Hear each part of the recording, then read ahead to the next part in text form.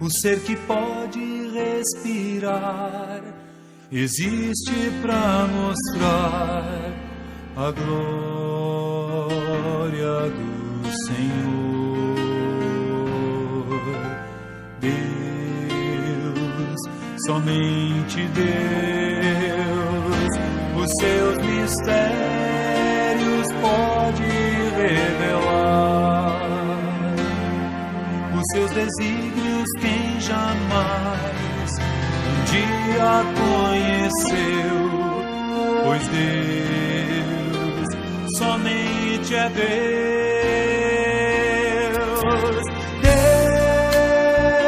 Deus, somente Deus, domina o trono do universo, que a voz da criação se erga para dar louvor somente a Deus.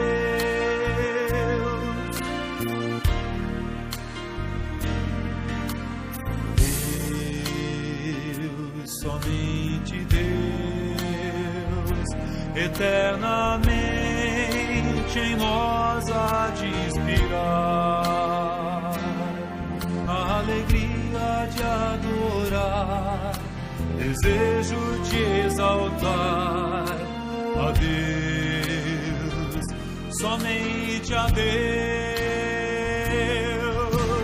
Deus, somente Deus, domina o trono do universo, que a voz da criação se erga para dar louvor somente a Deus.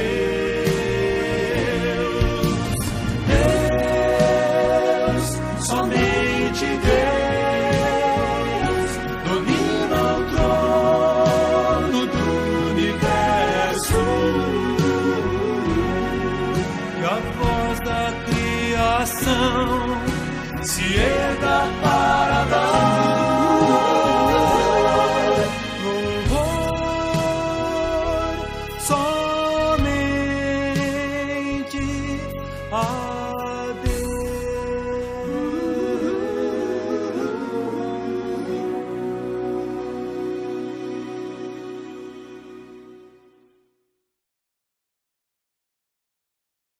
Uma abençoada noite, meus irmãos. Voltamos mais uma vez para estudar um pouco da palavra do Senhor. Romanos capítulo 5, do verso 1 a 11. Eu vou fazer a leitura da palavra de Deus e ela nos diz assim: Justificados, pois, mediante a fé, temos paz com Deus por meio de nosso Senhor Jesus Cristo, por intermédio de quem obtivemos igualmente acesso, pela fé, a esta graça na qual estamos firmes, e gloriamo-nos na esperança da glória de Deus. E não somente isso, mas também nos gloriamos nas próprias tribulações, sabendo que a tribulação produz perseverança, e a perseverança, experiência, e a experiência, esperança. Ora, a esperança não confunde, porque o amor de Deus é derramado em nosso coração pelo Espírito Santo que nos foi outorgado. Porque Cristo, quando nós ainda éramos fracos, morreu a seu tempo pelos ímpios. Dificilmente alguém morreria por um justo, pois poderá ser que pelo bom alguém se anime a morrer.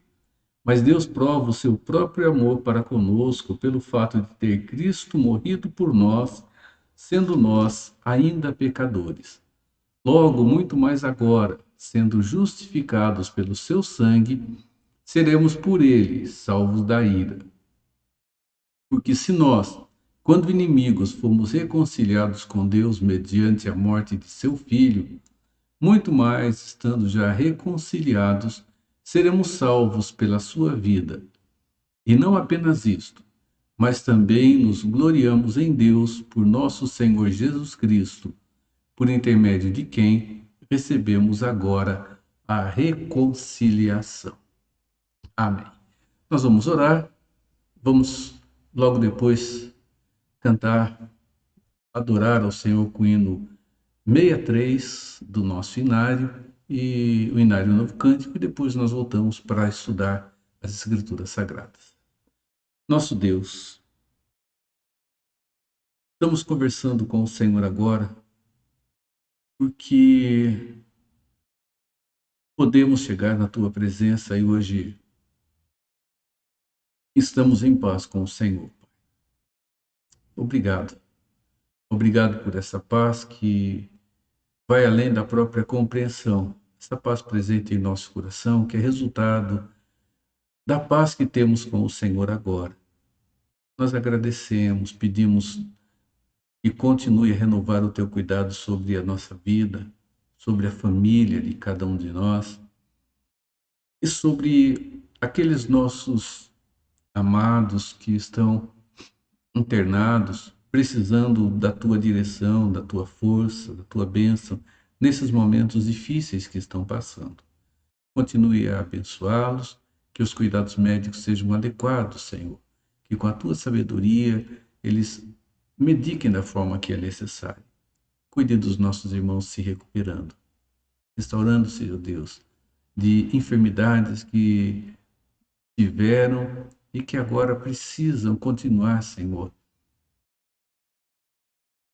se restabelecendo para voltar ao dia a dia com toda a independência que é necessária. Nos conduza, Senhor, no estudo da Tua palavra nesta noite. Ilumine-nos. Nós pedimos em nome de Jesus. Amém, Senhor. Nós já voltamos, meus irmãos.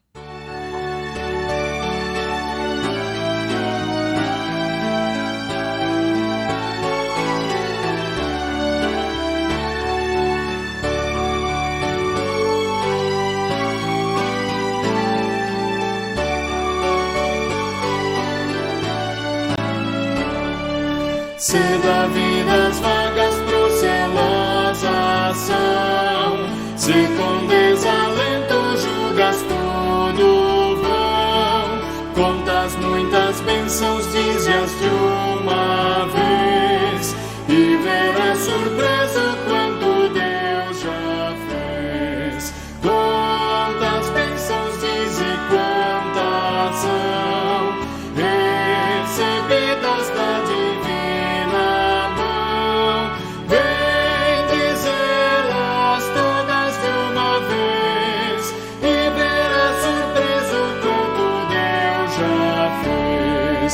Tens acaso mágoas, triste é teu lidar, é a cruz pesada que tens de levar, contas muitas bênçãos, logo exultarás, e fortalecido tudo vencerás. Quantas bênçãos diz e quantas são recebidas da divina mão, vem dizê-las todas de uma vez, e verás surpreso quanto Deus já fez. Quando vires outros com seu ouro e bens, lembra que tesouros prometidos tens. Nunca os bens da terra poderão comprar a mansão celeste que vais habitar.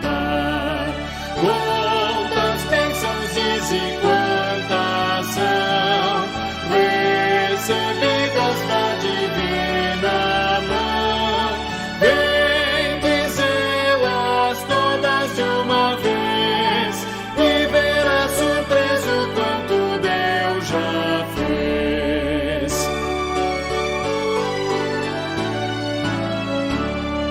Seja o teu combate longo ou breve aqui, não te desanimes, Deus será por ti. Seu divino auxílio minorando o mal, te dará consolo e galardão final. Quantas bênçãos diz e quantas são recebidas da divina mão,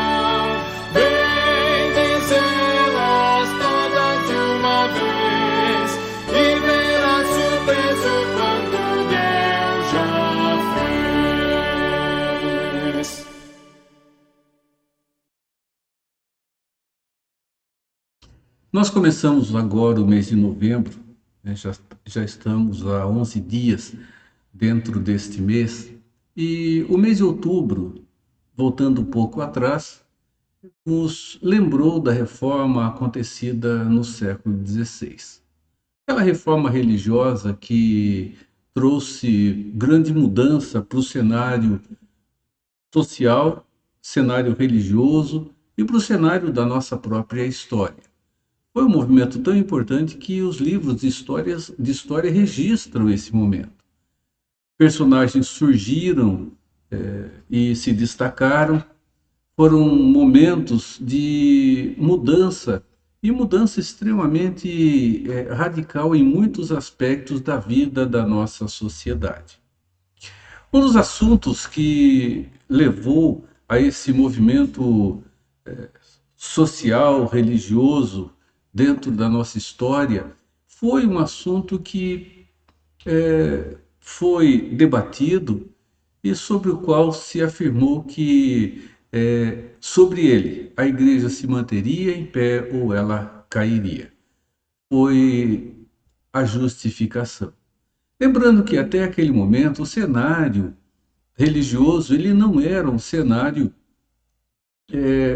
desassociado da vida social. Ele estava extremamente embrenhado e entranhado na vida social. Então, a vida social, a vida religiosa, a vida administrativa, elas estavam intrincadas de uma maneira que dificilmente daria para ser separada e dizer que estavam vivendo de maneira, cada uma, em sua relação paralela. A justificação. O que é, de fato, necessário para que nós tenhamos diante de Deus reconciliação, sejamos aceitos diante de Deus e cheguemos, de fato, à redenção que é tão necessária para as nossas vidas. Eu quero falar um pouco sobre isso e um dos periódicos da editora Cultura Cristã, da revista Expressão, ela traz um roteiro falando sobre esse assunto, sobre os frutos da justificação. Eu quero caminhar um pouco sobre esse assunto juntos aqui nesta noite.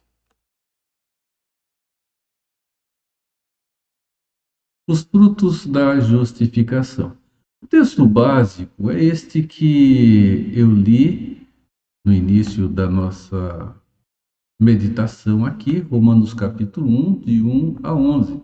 De fato, vai até o final do capítulo 5, a abordagem que nós estaremos fazendo aqui. A vida do apóstolo Paulo, ela chama muito a nossa atenção pela grande mudança que ela sofreu. O apóstolo Paulo, um homem letrado, um homem de uma cultura muito próspera, um homem de um conhecimento muito grande da lei, um homem de extremo zelo religioso, passou a perseguir os cristãos porque entendia que os cristãos eles estavam afrontando a Deus quando afirmavam que aquele a quem eles seguiam se colocava no lugar do próprio Deus. Isso era uma profunda heresia, isso feriu toda a religiosidade judaica, e tanto que puseram fim a Jesus e agora estavam tentando colocar um fim também à caminhada dos seguidores do Senhor Jesus. E conhecemos pelas Escrituras a mudança ocorrida na vida do apóstolo Paulo. Ele, caminho de Damasco, procurando judeus que haviam se convertido ao cristianismo, para que pudessem ser pegos e trazidos para sofrerem a punição que entendiam ser necessária. E quando ele estava a caminho de Damasco, ele tem um encontro pessoal com a pessoa de Cristo Jesus. Isso transformou completamente a sua vida. E aquele homem, de um grande perseguidor de cristãos, agora ele se torna um perseguido como cristão por amor ao Jesus que o encontrou no caminho de Damasco, que fez com que ele entendesse que, de fato, aquele a quem ele perseguia era Deus em toda a sua essência, era Deus em toda a sua verdade. E por causa do amor a esse Senhor que ele encontrou, ele suportou as mais terríveis adversidades e extremos sofrimentos. Meus irmãos, de onde veio uma força tão grande para lutar contra essas aflições, para suportar todas as agruras que ele suportou, e como ele escreve em Filipenses, fazer isto tendo alegria em sua vida, tendo alegria em seu coração. Vamos falar um pouco sobre o resultado da justificação, os frutos que ela produz no coração do homem, no coração do ser humano, que está ali, basta que ele seja desfrutado. Aquele que está em Cristo tem o fruto produzido no seu coração. Só precisa agora tomar consciência dele e desfrutar da maravilha que é oferecida por Deus em Cristo. O capítulo 5 de Romanos, ele começa fazendo uma recapitulação, meus irmãos, do ensino da justificação, ou da obra da justificação, como nós costumamos afirmar. Ele começa assim: justificados, pois, mediante a fé. Paulo, meus irmãos, ele deixa claro, mais uma vez na sua carta, já que nos capítulos anteriores o assunto já veio sendo apresentado, que a justificação, ela não é um ato que venha de alguém, é uma ação exclusiva de Deus na vida das pessoas, na vida do ser humano. Meus irmãos, é importante nós nos lembrarmos que nós não conseguimos, por mais que tentemos, nos auto-justificar. Nós não nos auto-justificamos. Nós somos justificados por Deus. Então não é uma ação pessoal que leva agora a um relacionamento com o Senhor, mas é uma ação do Senhor que vai nos receber na sua presença. Deus nos declara justos de uma vez por todas. Vejam, é uma declaração e não uma posse adquirida. E depois, nada está pendente, meus irmãos, dentro desse ato de justificar. Nada está pendente, não tem nada em andamento, porque essa obra ela já está plena e definitivamente consumada. Esta ação, meus irmãos, ela tem efeito direto sobre a vida daqueles que sofreram, então, o ato da justificação de Deus. Vamos lembrar que quando falamos em justificação, nós falamos em uma relação judicial. É uma relação em que há uma dívida contraída, uma dívida que tem que ser paga. E esse pagamento, dentro da justificação, aconteceu extra nós. Não aconteceu dentro de nós, aconteceu fora de nós. É um ato que acontece dentro da própria relação trinitária. Acontece dentro da relação Pai, Filho e Espírito Santo. E é uma obra que acontece num tempo anterior ao nosso próprio tempo.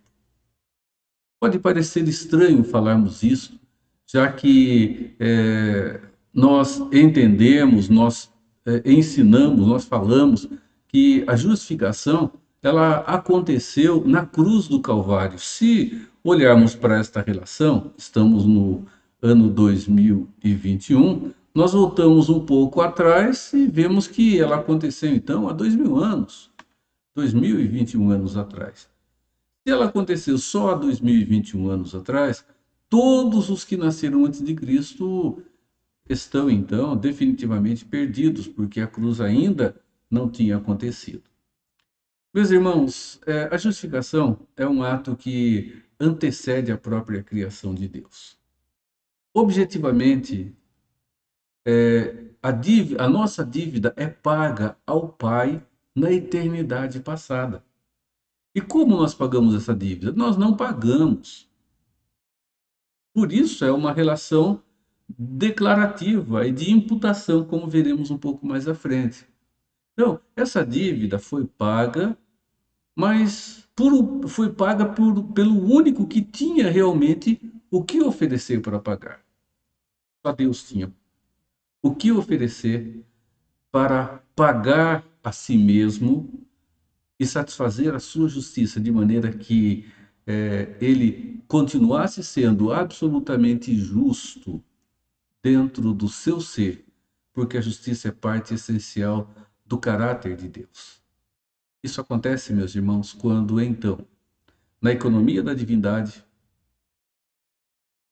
o Pai escolhe pessoas, e escolhe pessoas para que pudesse estar consigo. Mas essas pessoas não poderiam estar consigo com dívida. O filho, então, decide pagar a dívida que, que haveria de ser contraída. Não tentem entender a mente de Deus, não dá. Paulo disse isso. A mente de Deus é extremamente profunda e extremamente rica. Não conseguiremos sondar a mente do Senhor com a nossa mente finita, com a nossa mente limitada. Então não tentem entender. É melhor que nós creiamos na verdade que as Escrituras nos apresentam, sem tentarmos entender esses aspectos que vão além da nossa compreensão. Deuteronômio 29 diz que as coisas encobertas pertencem a Deus. Então, se as encobertas pertencem a Ele e tudo isso está dentro da sua santa sabedoria, deixemos com Deus. Peguemos a segunda parte do verso que diz: e as reveladas pertencem a nós e aos nossos filhos. Então, o que nos cabe é caminhar em cima daquilo que foi revelado. E o que foi revelado nos ensina que lá a nossa dívida já foi definitivamente paga. É uma relação consumada em Cristo, mesmo antes de ter Cristo morrido naquela cruz. Tudo isso, meus irmãos, porque as promessas eternas de Deus, elas não falham. Elas cumprem-se fielmente uma a uma. Então, no crédito do que Jesus haveria de realizar, a redenção ela já estava acontecendo. E a nossa dívida, objetivamente, ela já tinha sido paga por Cristo Jesus na eternidade passada. Um tempo que nós nem sequer conseguimos mensurar, mas que sentimos o efeito no presente.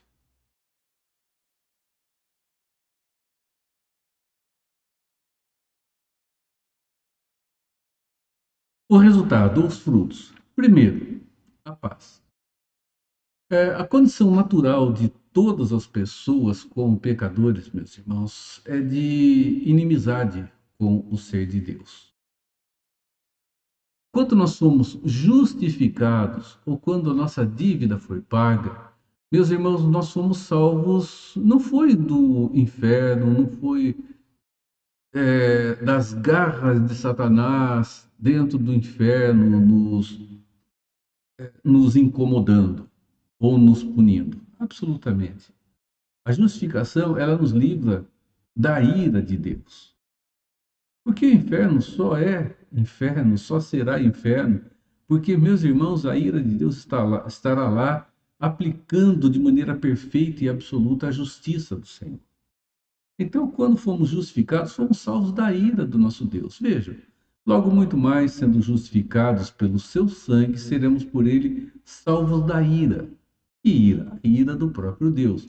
Porque se nós, quando inimigos, fomos reconciliados com Deus mediante a morte do seu Filho, muito mais, estando já reconciliados, seremos salvos por ele, pela sua vida. Passamos, meus irmãos, de inimigos a amigos. Passamos de pessoa sem paz com Deus, para a pessoa com perfeita paz com Deus. Justificados, pois, mediante a fé, temos paz com Deus por meio do nosso Senhor Jesus Cristo. Primeiro verso do capítulo 1. Meus irmãos, essa paz, podemos dizer que ela é o ápice da nossa vida. É aquele ponto maior de contentamento, é o ponto maior da felicidade, é o auge, meus irmãos, da harmonia do nosso relacionamento com o Deus Todo-Poderoso. Irmãos, essa paz, ela não vem de outra fonte. Ela só pode ser concedida a nós pelo Deus Santo e pelo Deus Todo-Poderoso. Vejam João 14, 27. Deixo-vos a minha paz vos dou. Não vos a dou como o mundo a dá.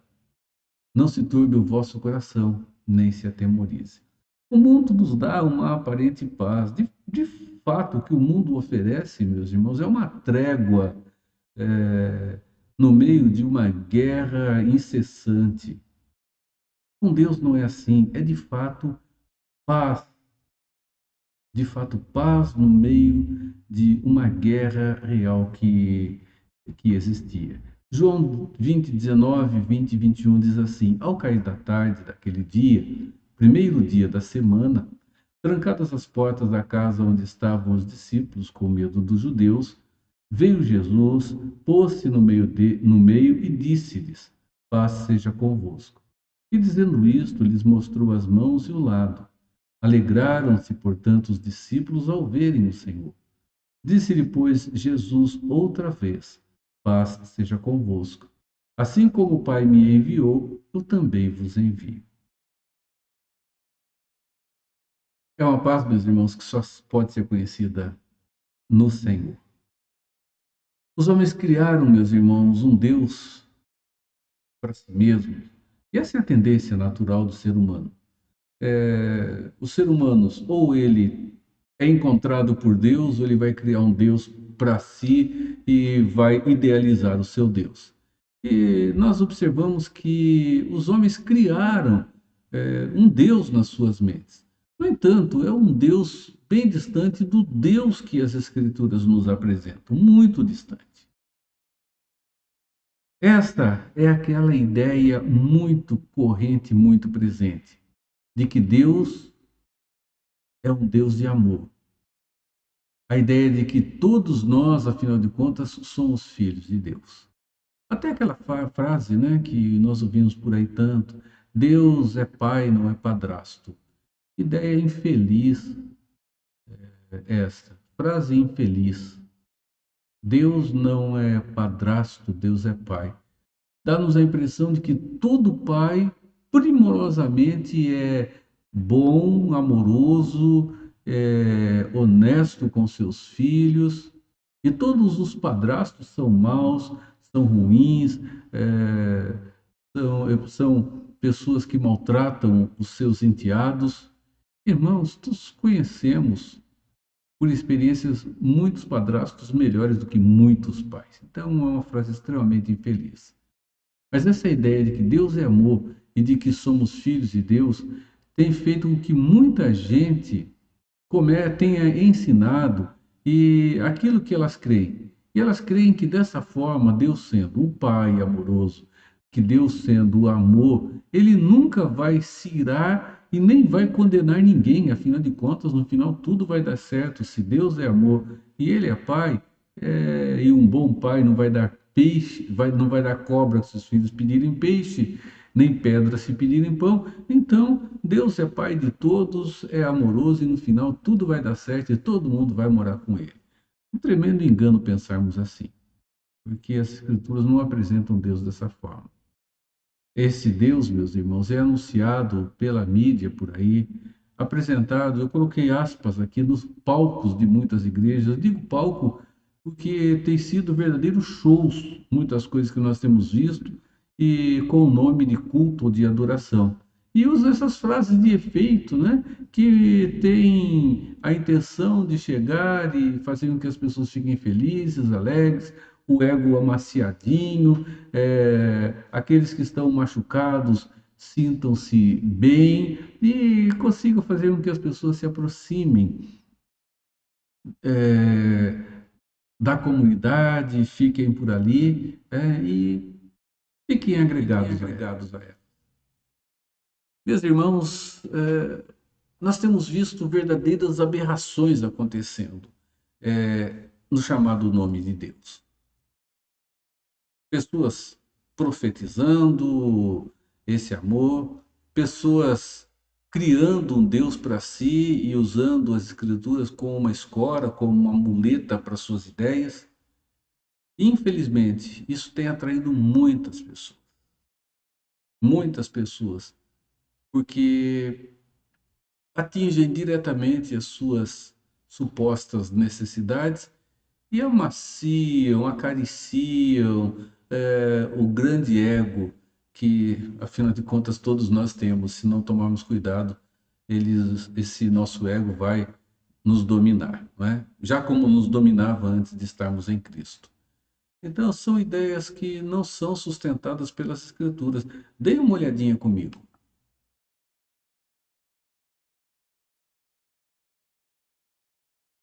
Esse é o Deus que não existe.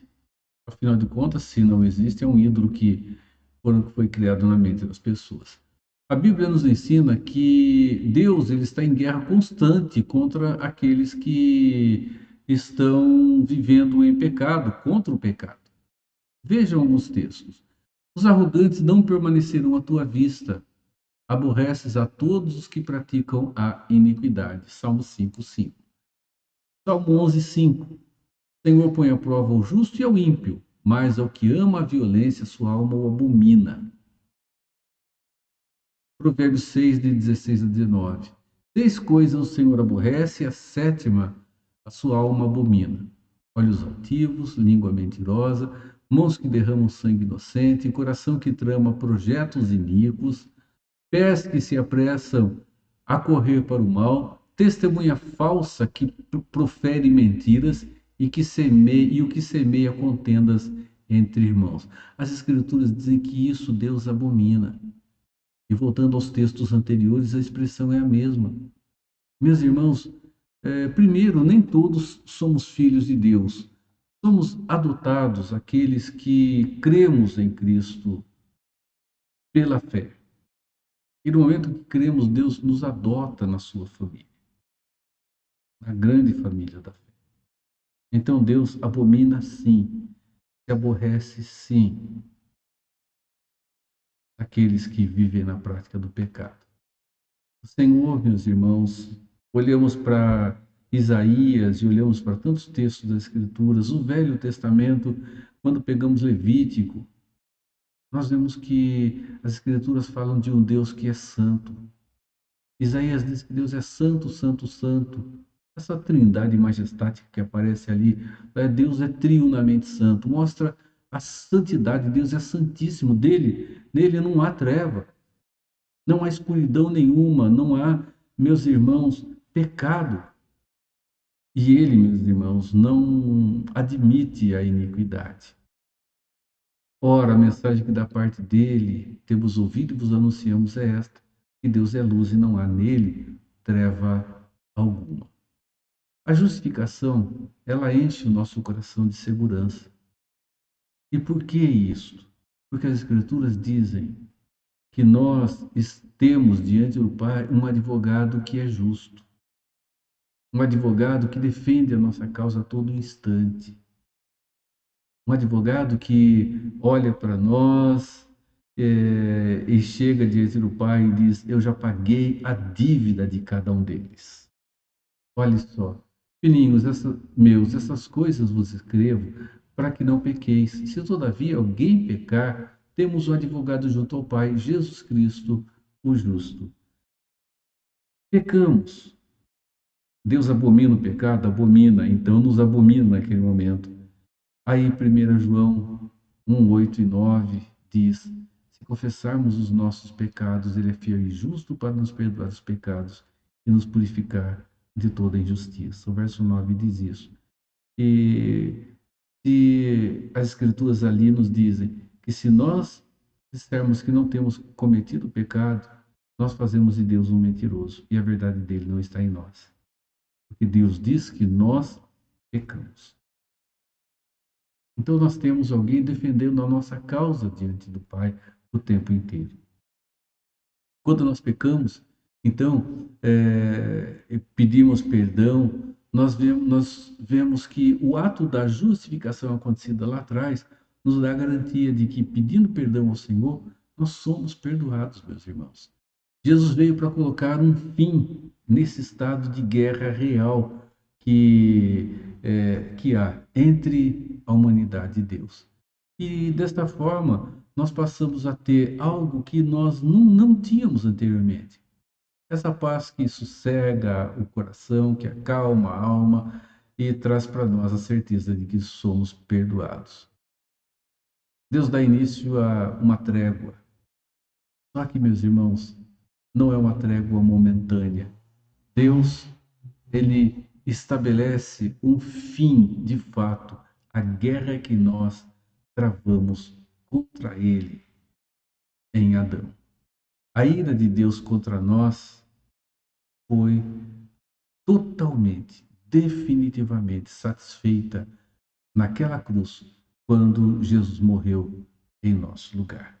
Isso não nos dá somente paz para com Deus, mas coloca em nosso coração esperança. Esperança significa estar aguardando alguma coisa, estar aguardando algo acontecer. Mas não é uma esperança vazia, é uma esperança, meus irmãos, segura. Esperança significa que Deus fará tudo o que prometeu, e não é apenas uma expectativa de tudo um dia pode dar certo na vida de cada um de nós. No Novo Testamento, a palavra esperança dá essa ideia, a ideia de confiança para viver a vida cristã que é repleta de desafios. Irmãos, é essa confiança. A confiança para viver a nossa vida com Deus, que ela é desafiadora o tempo inteiro. Meus irmãos, lançar os olhos lá na frente pela fé. É lançar os olhos lá na frente, crendo na verdade dita por Deus e crendo, meus irmãos, que vai de fato acontecer. Paulo, quando ele fala sobre a ressurreição, ele nos dá aqui ideia do sentido da esperança. Ele diz: se a nossa esperança em Cristo se limita apenas a esta vida, somos os mais infelizes de todos os homens. Está lançando um olhar bem longe, bem distante, mas muito distante mesmo, sabendo que existe algo nos esperando em um tempo que nós não conseguimos precisar. E isto, meus irmãos, faz com que entendamos que ele é a âncora que vai impedir que nós sejamos carregados para lá ou para cá. Porque a justificação é a âncora que nos mantém firmes no lugar. Não vai ter vento de doutrina, como o apóstolo Paulo diz, levando de um lado para o outro. Nós estaremos seguros sabendo que fomos justificados por Deus, fomos declarados justos e a nossa dívida foi definitivamente paga. Justificados, pois, mediante a fé, temos paz com Deus por meio do nosso Senhor Jesus Cristo, por intermédio de quem obtivemos igualmente acesso pela fé a esta graça na qual estamos firmes e gloriamos na esperança da glória de Deus. Estamos aqui firmes na esperança da manifestação da pessoa de Jesus Cristo e definitivamente de toda a glória do Deus Todo-Poderoso. Nós vivemos um tempo de instabilidade, de incerteza, de dúvidas. O nosso tempo é assim. Não existe nada absoluto, tudo é relativo, né? Sendo assim um pouco exagerado. A justificação, ela nos dá a segurança e a certeza de que podemos viver tranquilos. Ela é o ancoradouro seguro que nós precisamos. Meus irmãos, o peso da graça que nos alcançou, essa graça, esse favor em Cristo, não nos deixa como um barco à deriva, sem direção, indo para onde a corrente vier a levar. Nós olhamos para o futuro, nós estamos olhando, nós estamos ancorados, nós estamos seguros. E mesmo com muita dificuldade que existe, meus irmãos, a alegria, ela continua a fazer parte do nosso coração, porque temos a segurança e a certeza de que toda a revelação de Deus é verdadeira. Assim como já se cumpriu, ela continuará se cumprindo. E isto nos afirma que a justificação agora abriu uma porta e nós passamos a ter acesso direto à presença do Deus Todo-Poderoso. Nós não tínhamos antes. Nós voltamos ao Velho Testamento e lá, meus irmãos, no Velho Testamento, nós vamos olhar para aquilo que representa o que Jesus haveria de fazer. Duas figuras são muito importantes no Velho Testamento para entendermos essa relação: a do sacerdote e a do profeta. O profeta, ele era a voz de Deus aqui. Deus falava, trazia a ele o que deveria ser dito às pessoas e ele transmitia essa mensagem às pessoas. E quando as pessoas queriam chegar a Deus? Era através do sacerdote. O sacerdote era aquele que oferecia a Deus os sacrifícios. Ele era o ponto intermediário. Quando Jesus morreu daquela cruz, Hebreus nos diz que agora nós não precisamos mais de um sacerdote que tinha que oferecer sacrifício por si mesmo e que tinha que ser substituído dentro de períodos e períodos. O sumo sacerdote, Jesus, ele oferece-nos o grande sacrifício e único sacrifício de uma vez por todas. E ele faz com que agora, através dele, tenhamos acesso direto à pessoa do Pai.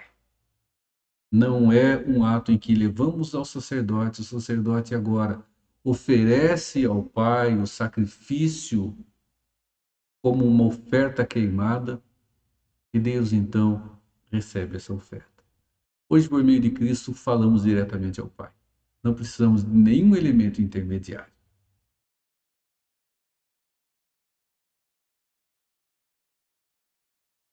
A Bíblia afirma que Deus é um Deus de longe, transcendente e inalcançável. Assim é Deus. É interessante que Deus, ele é transcendente e imanente. Significa que ele transcende a toda criatura, ele está muito distante dela. Ao mesmo tempo, ele está presente nela. Ele é distinto no seu ser, na sua santidade, ele é distinto na sua grandiosidade. Ao mesmo tempo, é um Deus que está presente. Elas afirmam que esse é um Deus que já existia antes de qualquer coisa existisse. Deus, ele existia na eternidade, ele sempre existiu eternamente. Coisa maluca para a cabeça da gente, mas é uma verdade. Antes que os montes nascessem e se formassem a terra e o mundo, de eternidade a eternidade, tu és Deus. Meus irmãos, ele é o alfa e o ômega, o princípio e o fim. E não há nenhum Deus, nada absolutamente, que possa ser semelhante a ele. Deus não precisa ser igual a ninguém, meus irmãos. A existência dele é completa, absoluta e perfeita. Deus, ele existe em si mesmo, relaciona-se consigo mesmo na pessoa do Pai, do Filho e do Espírito Santo, e basta-se a si mesmo. A Bíblia diz que ele habita em luz inacessível, né? Vejam, a qual em suas épocas determinadas há de ser revelada pelo bendito e único soberano, o Rei dos reis e Senhor dos senhores, o único que possui imortalidade, que habita em luz inacessível, a quem homem algum jamais viu, nem é capaz de ver. A ele honra e poder eterno. Amém. Meus irmãos, quando Jesus morreu naquela cruz, ele faz algo que nós desfrutamos hoje. ele abre a porta de acesso à presença do Deus Todo-Poderoso. Veja o que aconteceu segundo o relato de Mateus. Eis que o véu do santuário se rasgou em duas partes, de alto a baixo. Tremeu a terra, federam-se as rochas. Esse véu do santuário, ele separava o lugar santo do lugar santíssimo. Separava o lugar onde o sacrifício era oferecido do lugar, meus irmãos, em que os sacerdotes podiam entrar uma vez por ano, do lugar santíssimo, onde estava a manifestação da presença de Deus. Agora, o véu se abre e o acesso se torna permitido. O verso 2, ele mostra que, além de nós sermos revestidos pela justiça de Cristo, evidentemente escapando do que nós já comentamos da ira de Deus, nós passamos a viver paz e somos agora chamados a entrar na presença de Deus. Somos chamados a entrar nessa presença. Isso pela pessoa de Cristo. Um segundo aspecto, meus irmãos, envolve a relação Adão e Cristo. Por imputação, todos nós pecamos em Adão, ou seja, Adão foi o nosso representante legal diante de Deus.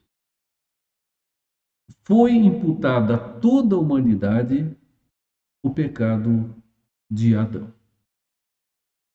Imputar traz-nos o sentido de algo que é colocado sobre, sem que haja alternativa de não se receber.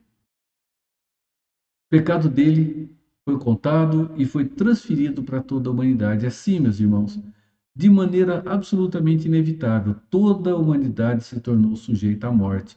É o que nós temos em Gênesis, quando da aliança estabelecida com a humanidade em Adão. De toda árvore poderá comer, menos da árvore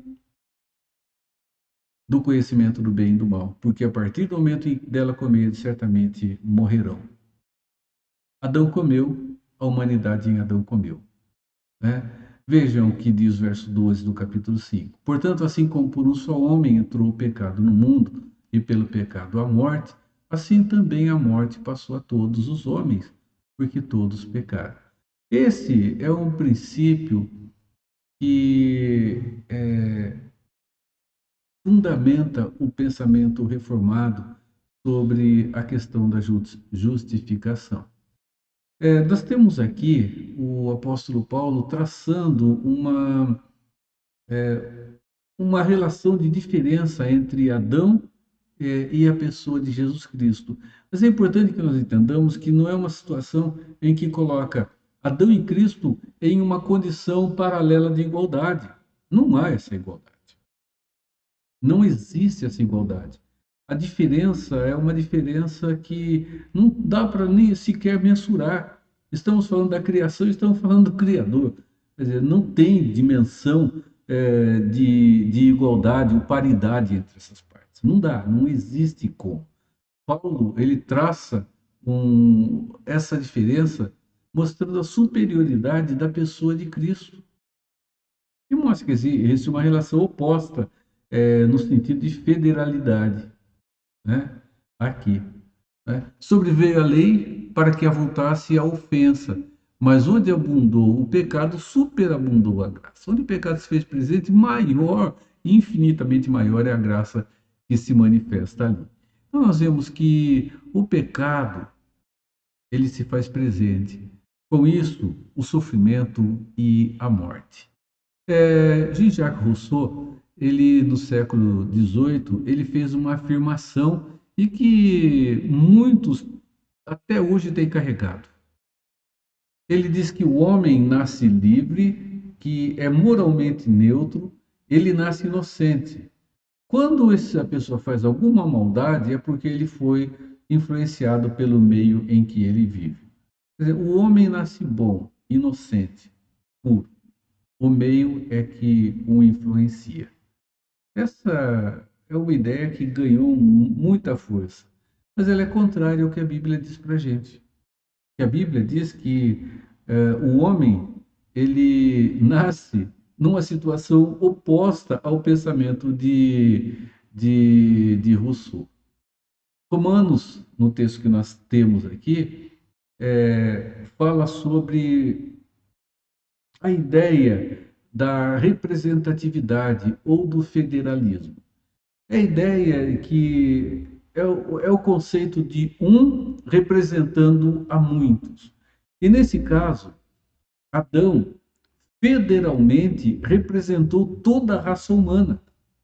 Ele estava representando toda a raça humana no pacto das obras estabelecido entre ele e Deus, ou entre Deus e ele, né? Ele era o representante legal. Adão, a palavra Adão, ela vai dar para nós o sentido de humanidade.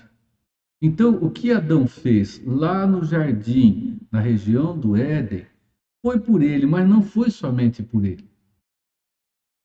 Foi também para todos aqueles que ele representava. Nós tivemos esses dias atrás um evento sobre a questão do meio ambiente a nível global. O presidente da República foi lá e falou e trouxe algumas ideias. Ele estava falando, meus irmãos, em nosso nome. Ele estava falando em nome de cada um de nós, porque ele recebeu autoridade para isso. Ele federativamente nos representou naquele evento. É a ideia semelhante que encontramos aqui. Adão, diante de Deus, representou toda a humanidade na escolha que ele fez. Ele foi colocado lá para representar todos aqueles que descendessem dele. Então, a sua escolha, sua decisão,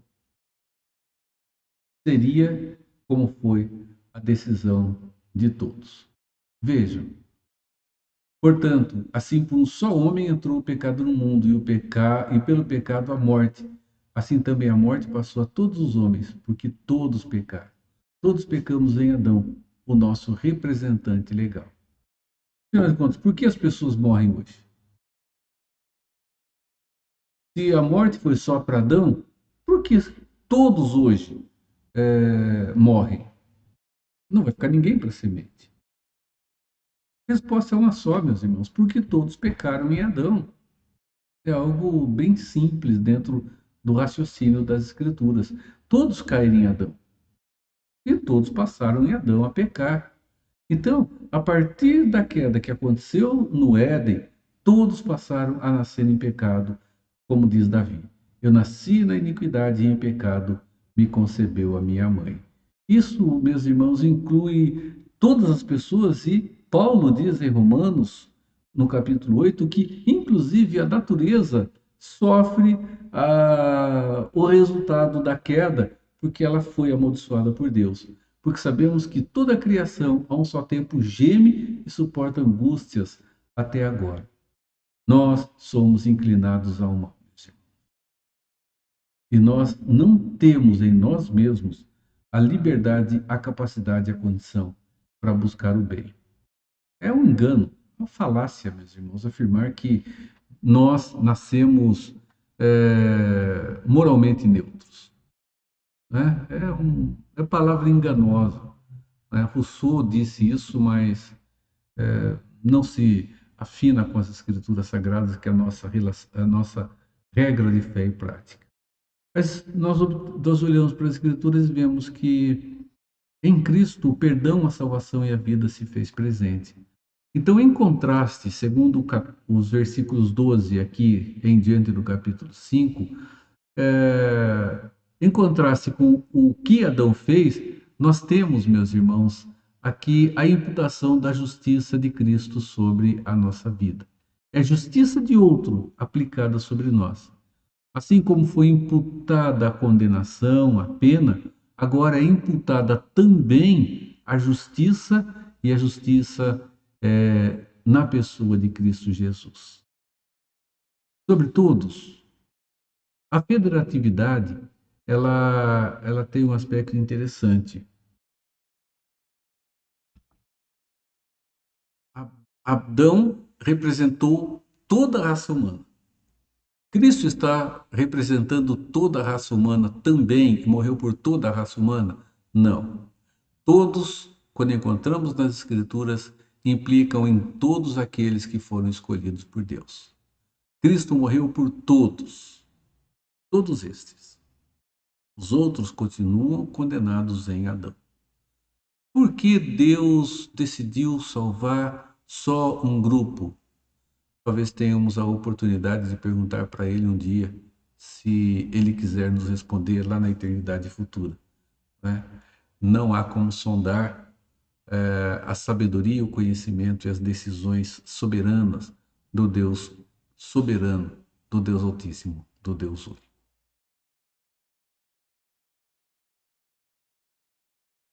Se não fosse imputada a justiça de Cristo em nós, meus irmãos, nós não teríamos absolutamente nenhuma expectativa ou esperança de sermos absolvidos diante do Deus Todo-Poderoso.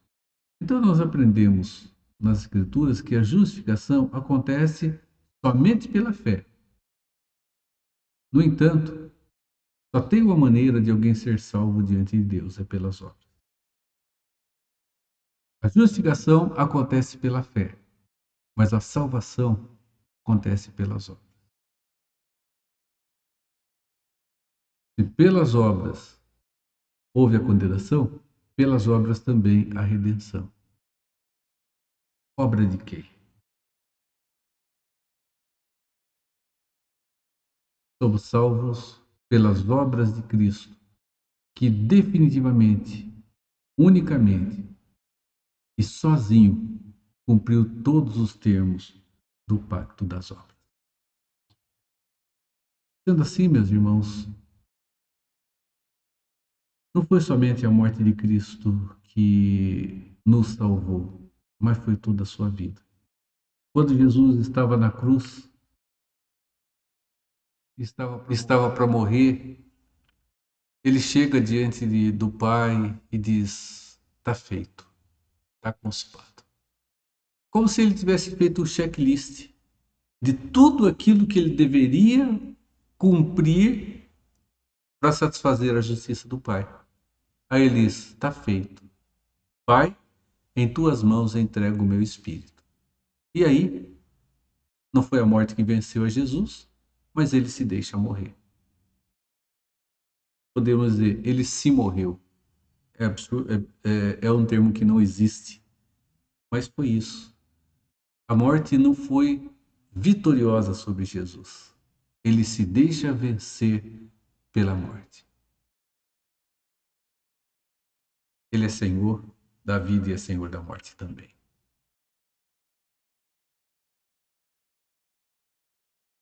Em Cristo temos tudo o que não foi possível em Adão. Absolutamente tudo. E dessa forma, meus irmãos, nós observamos e vemos que a justificação, ela trouxe-nos muitos benefícios. Paz com Deus, esperança em nossas vidas, uma segurança de olharmos para frente sabendo que o que enxergamos pela fé será alcançado. E agora estamos diante do Pai com a liberdade, porque Jesus abre a porta até Ele. O véu se rasga e temos acesso direto à sua presença. E que não ficou nada para trás. Tudo foi definitivamente pago. Tudo foi definitivamente quitado. E temos diante do Pai um advogado absolutamente justo. Um pós-doc em conhecimento sobre redenção celestial. E ele está defendendo a nossa causa dia e noite diante do Pai. Isto é rico para a vida de cada um de nós. Só temos que ser gratos. Ser gratos, sermos gratos ao Deus maravilhoso e grandioso que temos. Que assim seja, meus irmãos. Vamos louvar a Deus com mais um hino e voltamos para encerrar.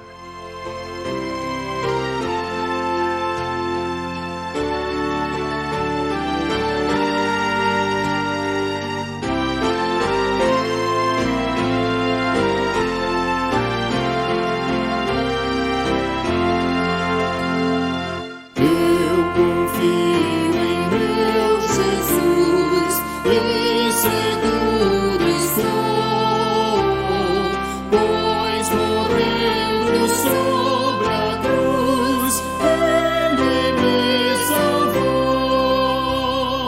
Cristo me salvou e me transformou por sua morte sobre a cruz, nos deu vida eterna e luz. Veio assim o bom Senhor, salvação trazer a tão pobre pecador, pelo seu poder. Cristo me salvou e me transformou por sua morte sobre a cruz, nos deu vida eterna e luz. Verdadeira redenção tenho em meu Jesus, plena paz, consolação vem da sua cruz. Cristo me salvou e me transformou por sua morte sobre a cruz, nos deu vida eterna e luz.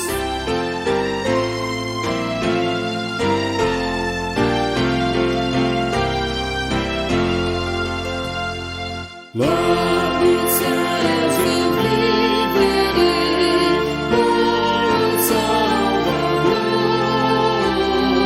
plenamente fruirei com seu grande amor. Cristo me salvou e me transformou por sua morte sobre a cruz, nos deu vida eterna e luz.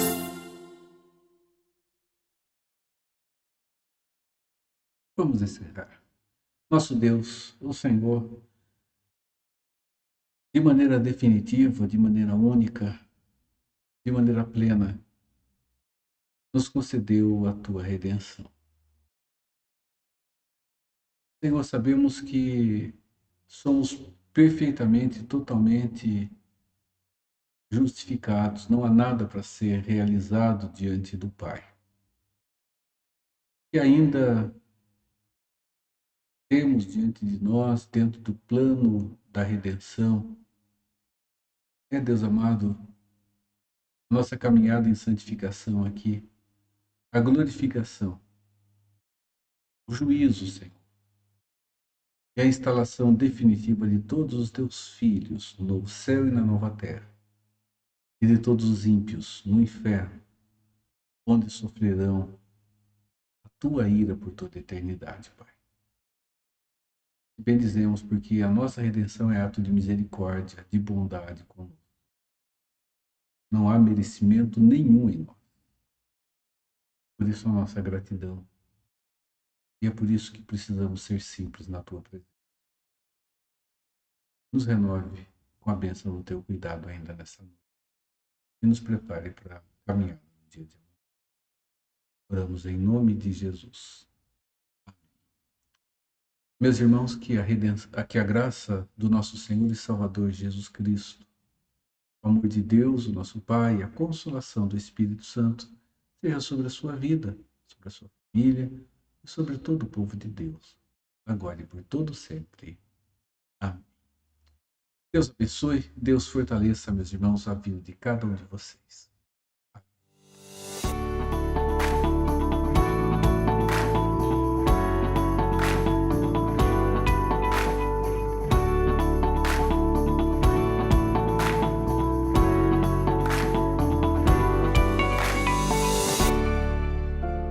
Porque eu, o Senhor, não mudo. Por isso, vós, os filhos de Jacó, não sois consumidos. Malaquias 3:6. Receber presentes geralmente é algo agradável. Digo geralmente em virtude de algumas experiências que muitos de nós certamente já vivenciamos. Em algumas circunstâncias, a embalagem sinaliza algo muito especial. No entanto, o conteúdo é frustrante. Em outras ocasiões, a cor, o tamanho, a finalidade do presente destoam completamente do beneficiário. Também há casos em que o presente acaba trazendo muitos prejuízos e dissabores a quem recebe, o famoso presente de grego. Somos animados pelas palavras do autor bíblico que afirma que Deus jamais nos decepciona ou nos prejudica por meio de suas bênçãos e favores que graciosamente dispensa. Deus é imutável em seu ser, decretos, atributos e promessas. Ele não pode regredir em nenhum aspecto, assim como também não pode experimentar qualquer progresso. Ele é perfeito. Não somente as questões espirituais, como a eterna eleição, a regeneração, a santificação e a glorificação, procedem do Pai das Luzes. Também as bênçãos materiais, como saúde, emprego, segurança e educação, são manifestações da sua maravilhosa graça. Não devemos temer o futuro, pois o Deus imutável e misericordioso trabalha em nosso favor. Ele nos ama com amor eterno e nunca nos abandonará.